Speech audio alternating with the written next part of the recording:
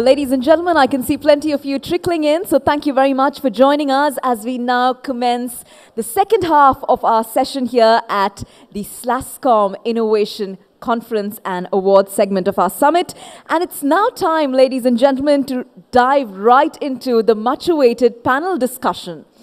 We have some of our most illustrious innovation leaders in the house here, and we're now going to bring them onto a common platform where they will then drive a conversation on Sri Lankan ingenuity. And of course, all of you in the audience will also have an opportunity to participate in the conversation as well, because there will be time for Q&A, so you can gear up with your questions for our panelists on stage. On this juncture, I'd now like to introduce to you each of our panelists who will be taking stage with us. And as I introduce them, I invite you to give them a round of applause and welcome them on stage. The first of our panelists is, of course, our keynote speaker, founder of the Global Innovation Index and former dean and professor of management at Cornell University. Let's put our hands together and welcome Professor Soumitra Dutta.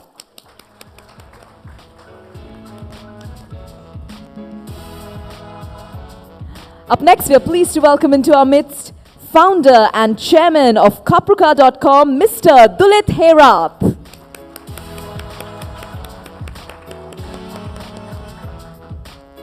Joining us next, we now have president and CEO of CodeGen, Dr. Harsha Subasinghe.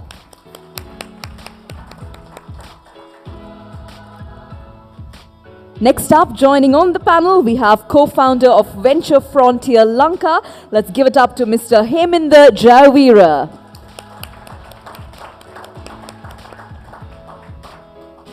And now, please welcome your moderator for the session on driving Sri Lankan ingenuity. He is advisor at Ministry of Development Strategies and International Trade. Let's put our hands together and welcome Mr. Anushka Vijayasinghe.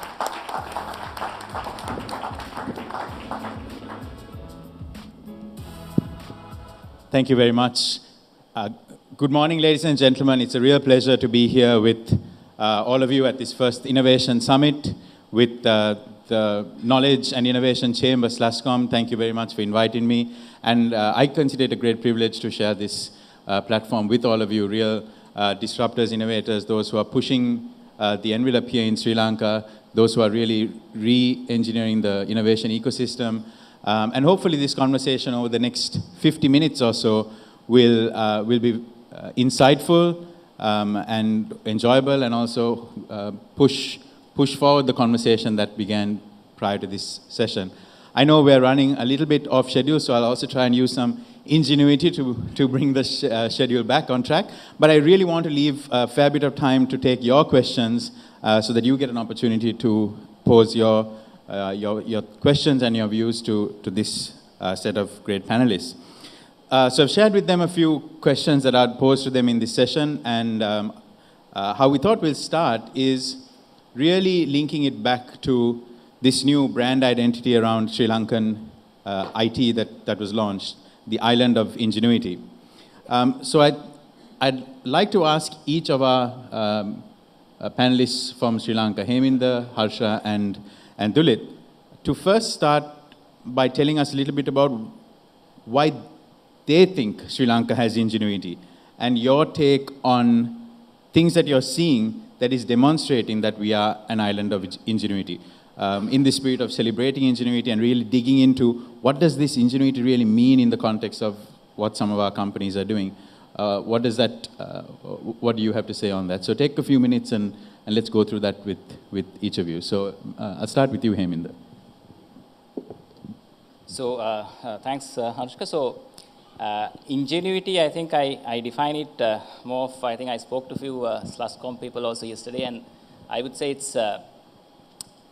talks about innovation, it talks about the genuineness of Sri Lankan. So I think it's a mix of that. So what I see for Sri Lankans, that where we can really take the advantages, where it's not that we follow any of these countries. Say, we can't have a Malaysian model, we can't have a Singapore model, we can't have any other country's model. It's just that we have to have our own model. And that own model, I've studied few other areas as well. I think it's the area that we should really focus on, like an Israel sort of model, where we focus on one particular or few particular areas. It can be AI. So we develop our skill set to world-class level, not just, if any country thinks about, where is the best AI talent is, the first top 3 countries should be one Sri Lanka. So it can be AI, it can be biomedical engineering, it can be something related to renewable energy. So we have to identify this few, not everything, few very high-tech areas that we can be really focused on. So I think that's where we can really work on this ingenuity thing. So I think we have that capability, we have that engineering talent, we have that innovation talent. Only thing, we need to focus on few areas, which that focus is not there. So we have the talent in some of these areas, but we're missing the focus. Harsha, for you, you and some of the things you're doing are living, breathing examples of the word ingenuity. Some of the audacious projects that you're working on that are really pushing the boundary. So in your view, what does this ingenuity, island of ingenuity really mean, and where are you seeing it really play itself out here in Sri Lanka? All right, okay. So for me, I still trying to identify that particular path. But for me, the ingenuity of Sri Lanka is actually our ancestors. I was in Anuradhapura a couple of days ago, and I was going around and I was just thinking how the hell they managed to do this. And our ancestors truly had that ingenuity. And if you look at, for me, the ingenuity is innovation as well as the engineering skills. Right? So those are the two things. So if you are going to position ourselves as a nation, so you need to have that engineering part and innovation part. Our ancestors had that. If you look at most of the things that they have built, it was just like, if you compare that era, that we are the best. There's nobody else has ever done anything before better than that. But somewhere down the line, for the last 500 years or 600 years, we lost that the amazing ingenuity that we had as a nation. So my point is, we as a country, that we need to make sure that we will bring or reawaken that back again, what our ancestors had. So today that we are competing with, big giants like, for me, the biggest guys are Israelis.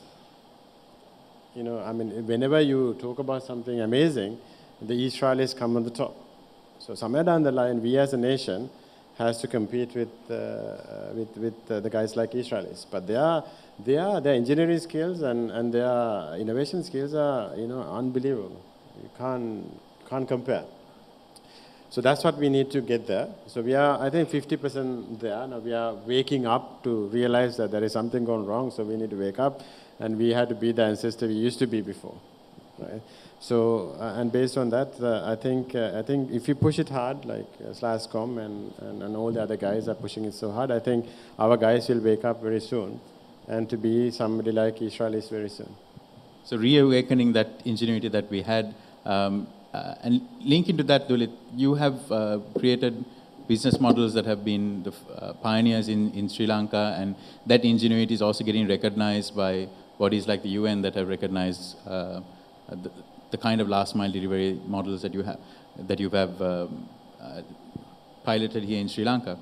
Aside from that, across the ecosystem, across Sri Lanka's IT and innovation space, what is it that's ingenious about it, and what are you seeing the kind of ingenuity in our country, and what makes you optimistic? The main thing about ingenuity from my view is not only the country, there's also the timing is very important, right? So this specific time of Sri Lanka is almost like a blank sheet for entrepreneurs. There are certain things that we can do in Sri Lanka that you cannot even imagine of doing it in another developing country like India, etc. Because it's like there are no blank sheets. It's full of Scrabble and lot of bad pages, all that, lot of competition.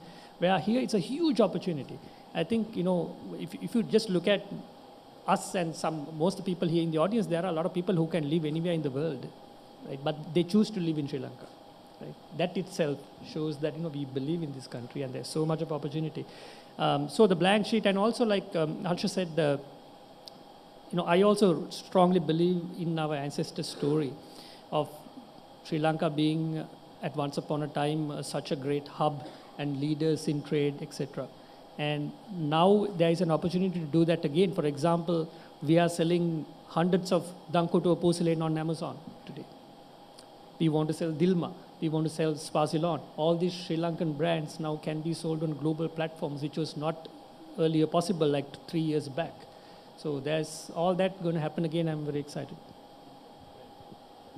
I want to move on. Professor, I'll come to you in a little bit, but I want to push our Sri Lankan panelists a bit more. I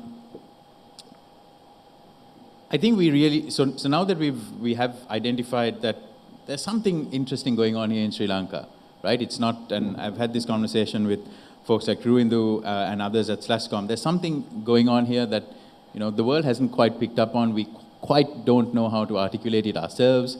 But Ingenuity kind of is a good wrapper on that because we don't have the scale and we don't have, we're doing all of this in spite of the lack of huge focus by successive governments. So there's something really interesting happening here.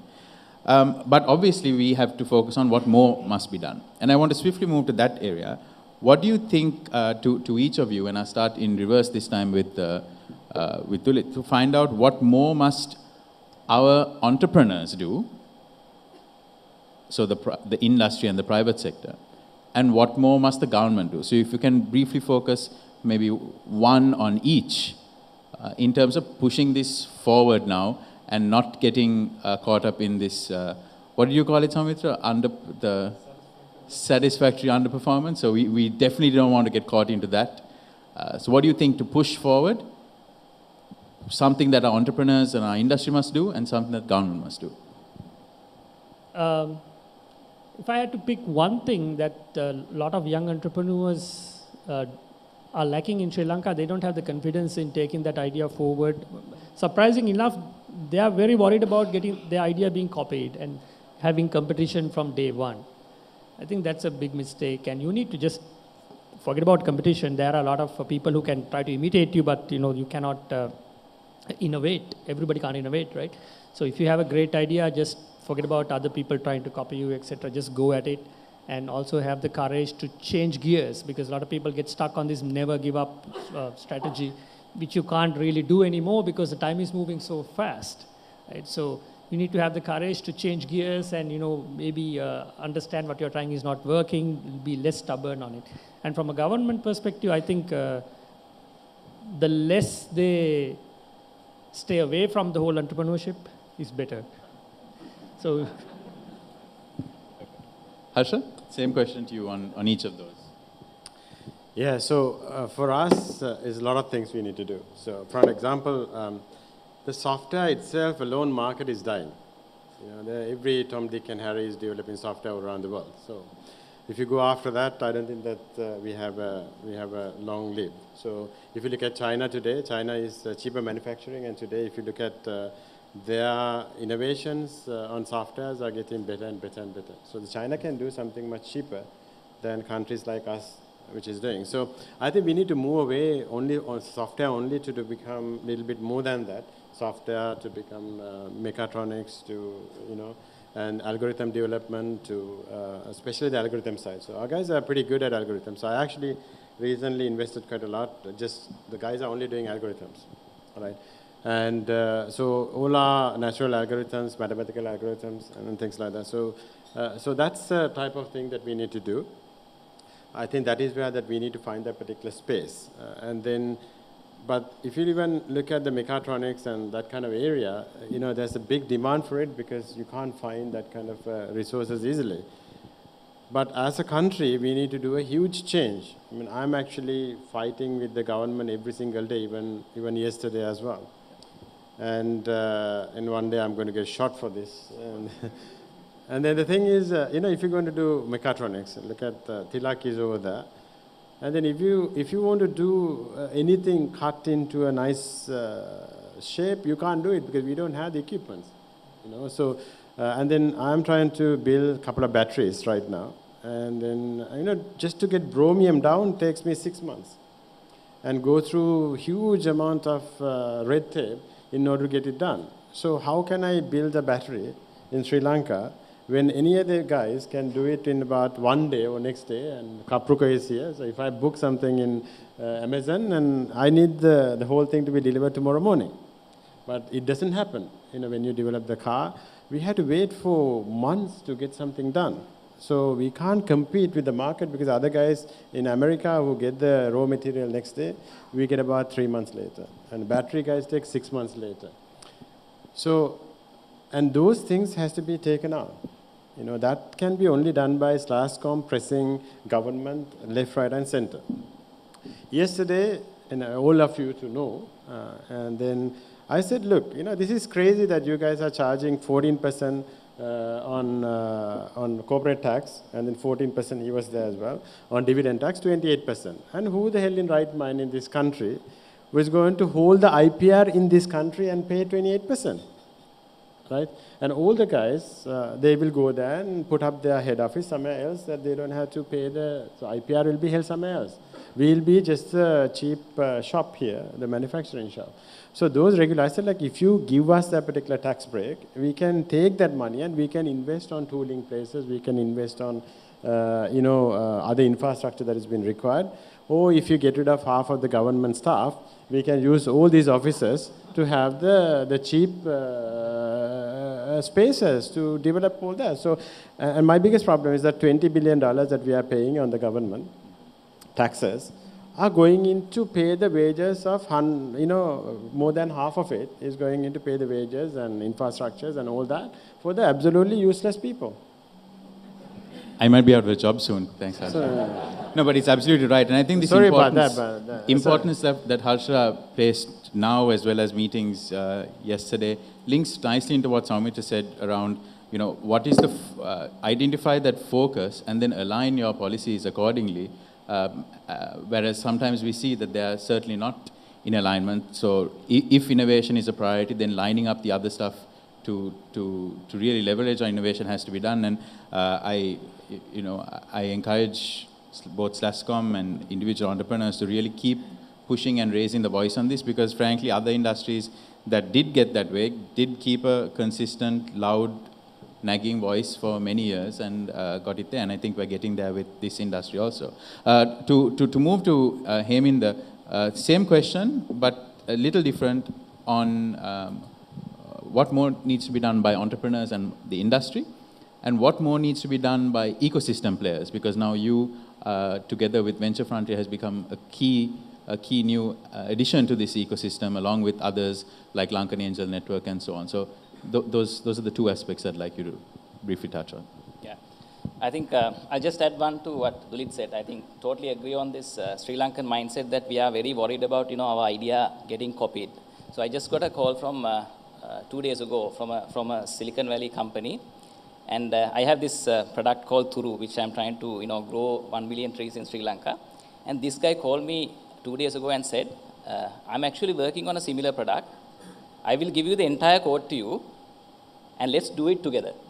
So that's the mindset of this. I mean, so it's amazing. So in fact, 2 minutes later, he sent me the entire GitHub code. This is my code. Let's work on together. Let's share this together, and let's do it something bigger. So that's the sort of mindset that we Sri Lanka should have. And on second thing, I think about the ecosystem. So what we see is this, if you wait till everything comes together, maybe if we wait till if the government to give everything, I don't think we can do anything. So we can't go any. So that's why we started Venture Frontier Lanka. So the initial plan was to get a lot of government funding, but there was a lot of things dragged. But then we started on our own money, we put our own money, and we started the program. So actually now, we have actually achieved about 25% of what we need to achieve for the year, without even government funding. So that's the sort of mindset we should have for Sri Lankan entrepreneurs. So we should not wait till government or someone give it to you on a plate. So that mindset should be there. And then, again, 3 days ago, I went to National Medicine Regulatory Authority, NMRA, and then actually there's this biomedical device that we developed, so called Gendo Innovations. When we went there, we actually wanted to get the approval, and they didn't have a process to approve a Sri Lankan-made biomedical product. Only thing what they had was, what is the HS code, which country it was imported, all that only. So there was no process for a Sri Lankan product to approve. So we wrote the entire process there. We sat with the chairman. Of course, the chairman who supported us. He said we'll get the approval within a month's time. So you had to create that. So it's nowhere there's a biomedical device in Sri Lanka ever done, but then we have to have the process. So the third thing actually about the government side, I think what we really want from the government side is to have maybe one unit. So we have so many ministries, so many departments doing the same thing. So we need to have one particular division or one particular ministry focusing on this innovation. Maybe take the best technology that we have, maybe AI, maybe biomedical side, and take it to the next level. So I think we need one policy, one department, one person doing that. So right now it's too decentralized. On that note, Soumitra, I want to come to you. So you've heard a little bit both last evening in conversation with some of us, as well as now on the panel, and of course I'm sure chats with Prasad. So you kind of get a sense of where Sri Lanka is right now and where we want to go. You also see what everyone else is doing through the Global Innovation Index and the kind of folks you interact with at Cornell and others. We don't have the resources to do everything. Even though we want to catch up on lost time, we don't have the resources to do all of that. So if we had to prioritize and pick some niches in order to win and win quickly, what would those be? What thoughts do you have on that? I'm not sure I can actually pick sectors for you. I don't have enough in-depth knowledge of the current... Not so much even sectors, priority actions, let's say, that entrepreneurs, the ecosystem, as well as government can do in an environment of limited resources where we may not be able to do everything. So if you frame the question that way, what I would say is that it's useful to think about what really drives innovation. And at a very simple level, I think there are two things that drive innovation: desperation or inspiration. Okay, either you're desperate, something is not working, you have to fix the problem, and innovation is the way to fix the problem, or you're inspired to create something new to somehow change the world for a better state, and you're inspired to create new things. And I really think those two elements are important players in the drive for innovation for any entrepreneur.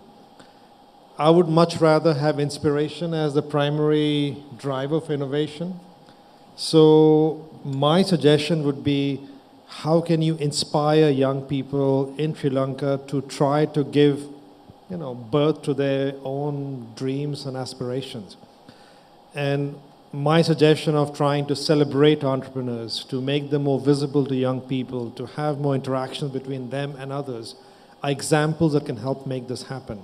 When I talk to young students around the world, and I ask them, why are you doing this? Or why are you doing this startup? A very frequent answer I get is, well, I know this person, 2-year senior, who did this, and look, how successful he or she is. And if he or she did this, maybe, I like to do something similar. Role models are very important for human behavior. And the more we can create successful role models in society around our technology entrepreneurship, I think the more people will get engaged. So I would much rather have inspiration as a driver for innovation in Sri Lanka. And the question really that you have to ask as society is, how can we celebrate successful entrepreneurs that exist today, many of whom are in the dais and some of you in the audience, and how can we do more on that front to inspire younger people in society to do more interesting things? I talked to, for example, people in Israel, a lot of young Israelis, and they are driven by this inspiration of other Israelis who have done similar things, and they want to create something similar.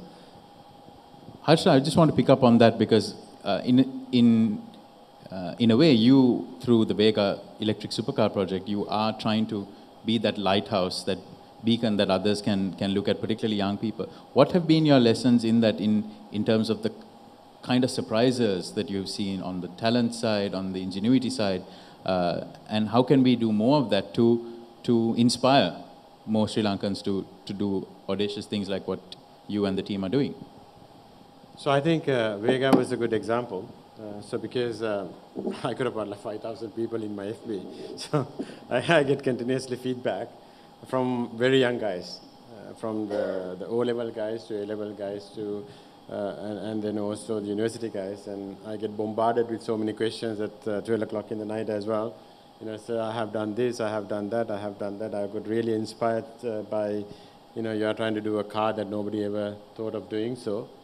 So I think it actually works very well. So all the younger guys, and they have actually sent me some of the products to evaluate and say that, what do you think about this particular product? Do you think that I never thought that we can do it? Now I have the courage to do it. So I have actually seen a huge increment, as you rightly said.